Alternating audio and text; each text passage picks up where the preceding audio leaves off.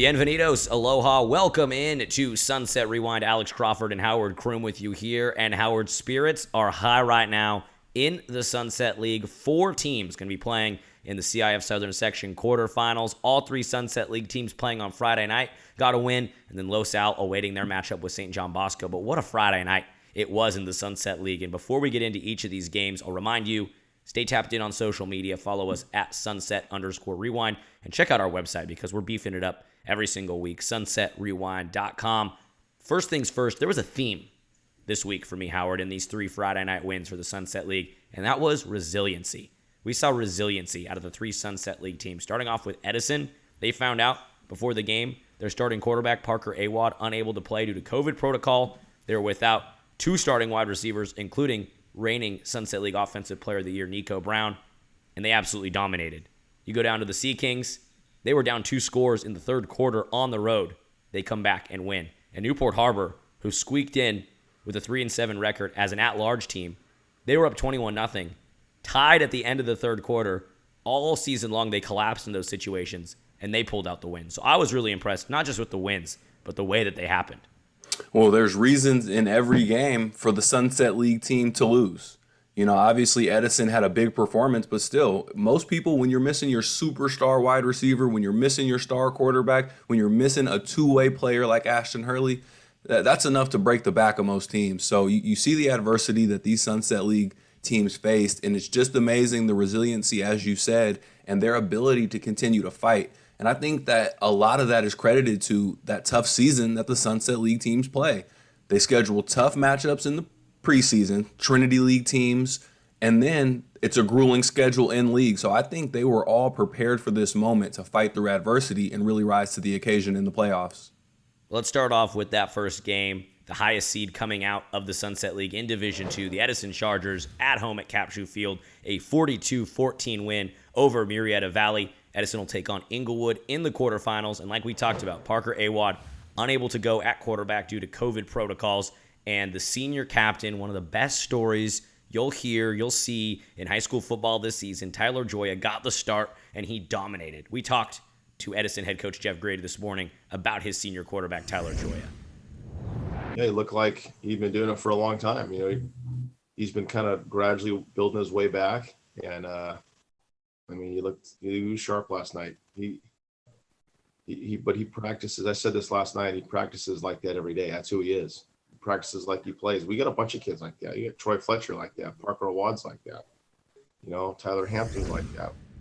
Well, even though it was a huge performance from Gioia, nobody was surprised. I mean, it's hard to expect a guy to go over 300 yards and 5 touchdowns in the playoffs. I mean, those are just video game numbers, but he's a guy that's starting quarterback level. Like, we've known this since we first saw him back in January in club football. He's been one of our favorite Sunset League players because he can beat you with his arm. He can beat you with his legs. He's a smart player.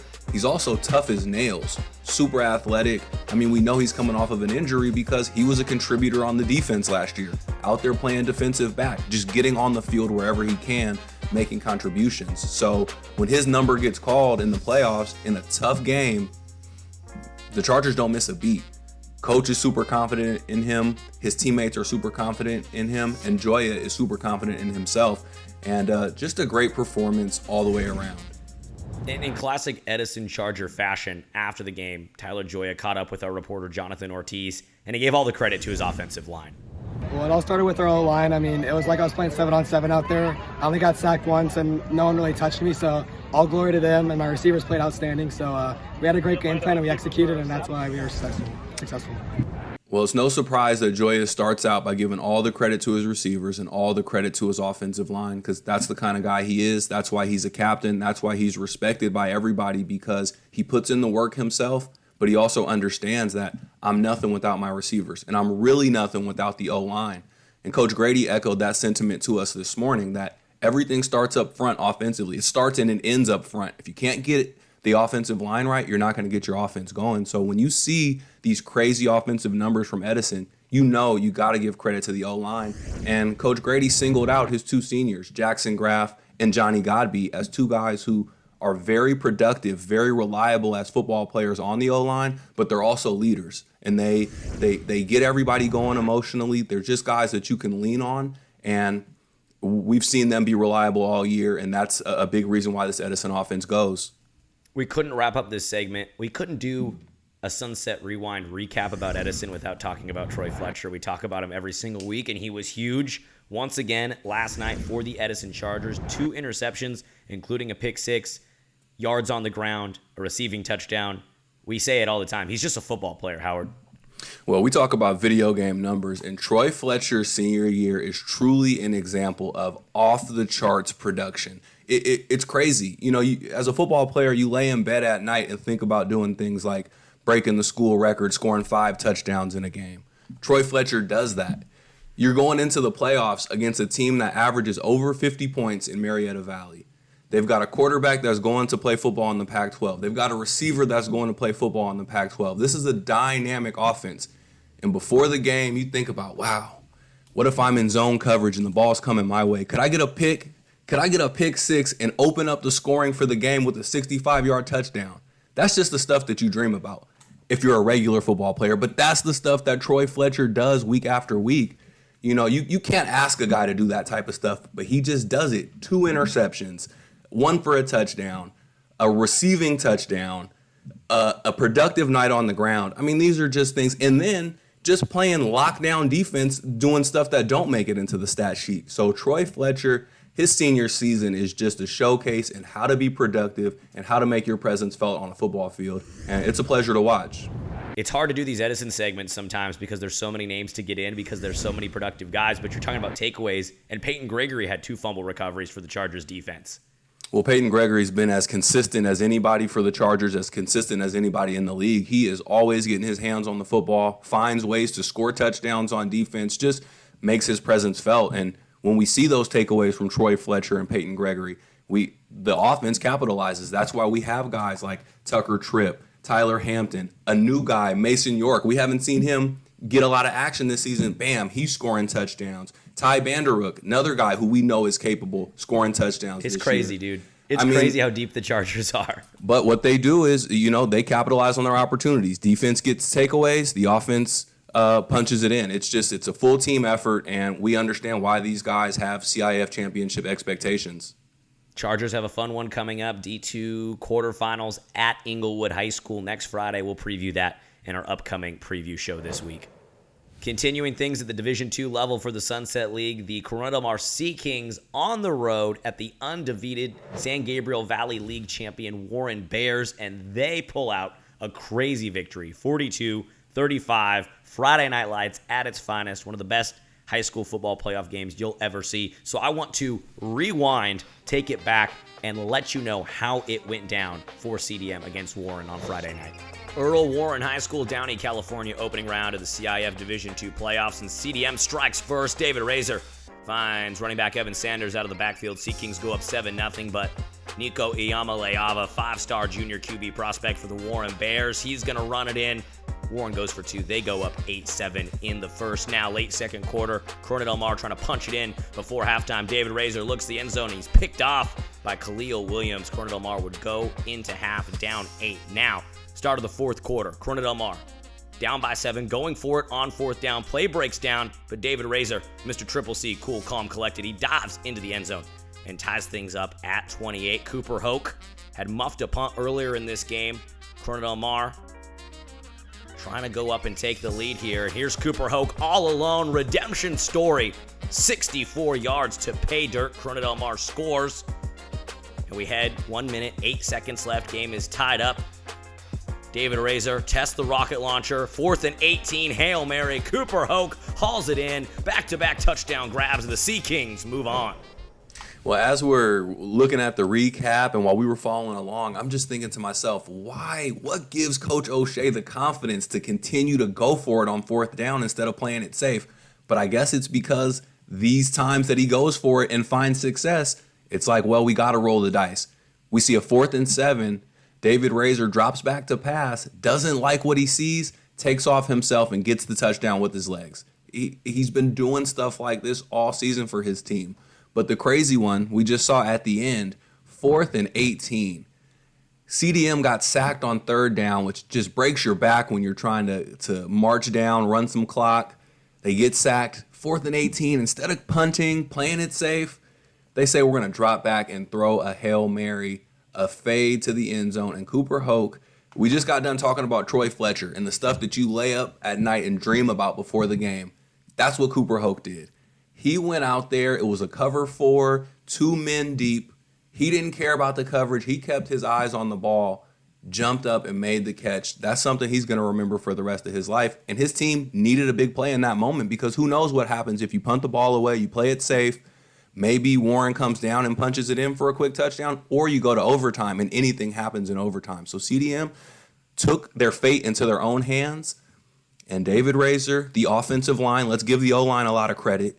David Rasor, the O-line, Cooper Hoch, they executed when they needed to, and they were ready for that moment.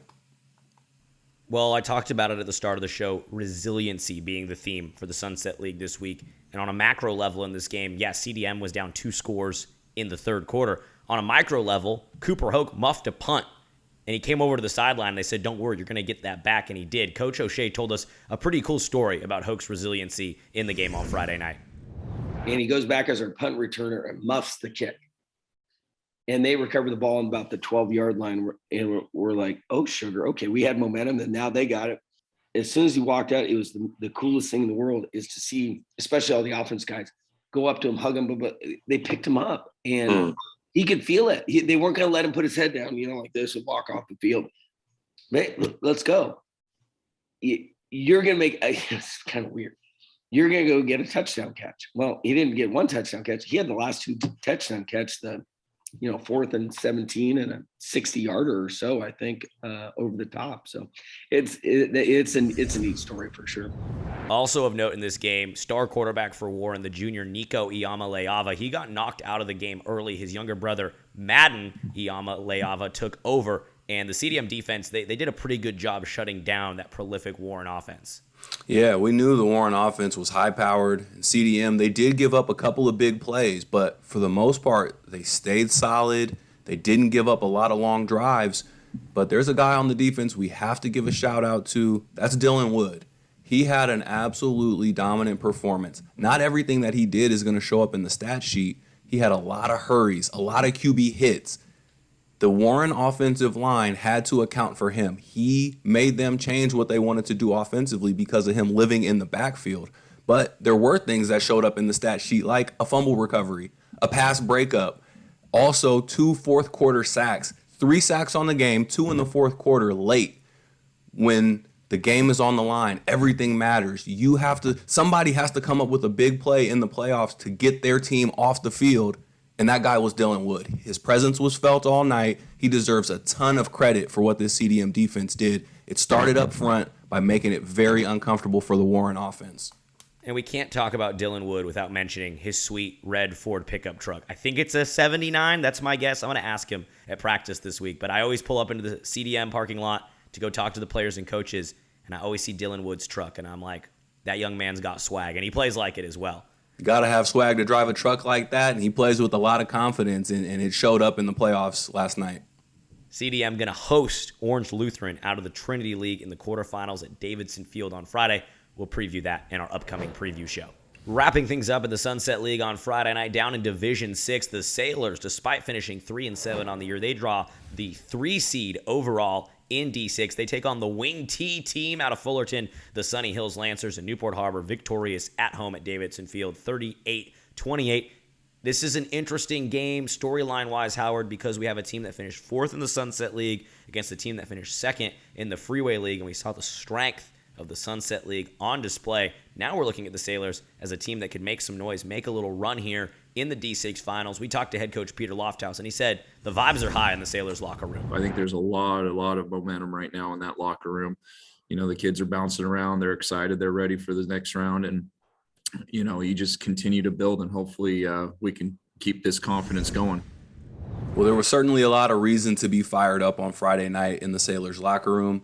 And even though they are fired up, Coach Lofthouse was very, very careful, made sure he did not get ahead of himself, said all we're focused on right now is Santa Barbara and getting better for the quarterfinals. But us, Alex, in the broadcast booth, we were talking about this might be a CIF title contender in Division 6 because the Sailors looked dominant, not just, the end of the game, or not just because they were up 21 points, but what we saw with our eyes was the Sailors looked big, they looked strong, they looked athletic, and that translated to their offense being very comfortable. This O-line was pushing guys around, making all kind of holes for the running backs, giving A.J. Gutron plenty of time to throw, and then the receivers, they were just straight up outrunning guys.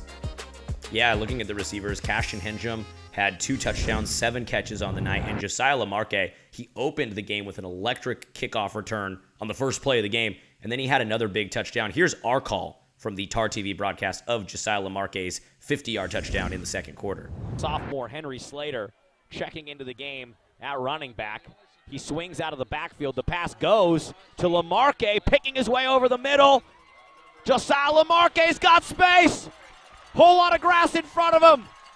And the sophomore in the end zone for the second time tonight. Sailors up big. Boogie Down Productions in the house. But Alex, we've been higher on the Sailors receivers than anybody around because we know what they're capable of. So it was great to see Josiah break free like that because he's a guy that is so shifty, can burn the whole team with his legs, and that was on full display here in the playoffs, not just with the receiving stuff, but also the kickoff return. So I know that's going to do a ton for his confidence and for Coach Lofthouse's urgency to get Josiah a little bit more action, a little bit more, a few more catches in the middle of the field where he can do the cutbacks and get behind his blockers and stuff like that. So Josiah looked absolutely excellent. Cash, he was so dominant, especially early on. I think he had 4 or 5 first quarter catches, and those are the kind of offensive performances that we want to see. Feed these guys the ball and let them cook. Yeah, and what impressed me about Newport in this game was that they got punched in the mouth, and for the first time this season, they actually punched back harder. We saw them blow leads throughout the year. We saw them collapse in the third quarter, fourth quarter throughout the year, and when Sunny Hills came back and tied the game 28-28 late in the third, Newport, they not only held on, they shut down Sunny Hills, and they won by 10. So that's what impressed me. Finally, 11 games into the season, the promise of the Sailors team in all 3 phases was realized on Friday night. Well, and I think it took a full 10-game season for the Sailors to finally be capable of holding on, staying resilient, staying confident, and not letting the negative plays and not letting it lead to an implosion. This was just a good, poised victory, and it seems like, the ups and downs from Capo Valley, from Trabuco Hills, from the tough Sunset League schedule, it seems like it all came together. In Newport Harbor, they were just confident in themselves, and they knew they were good enough to stick around and win the game.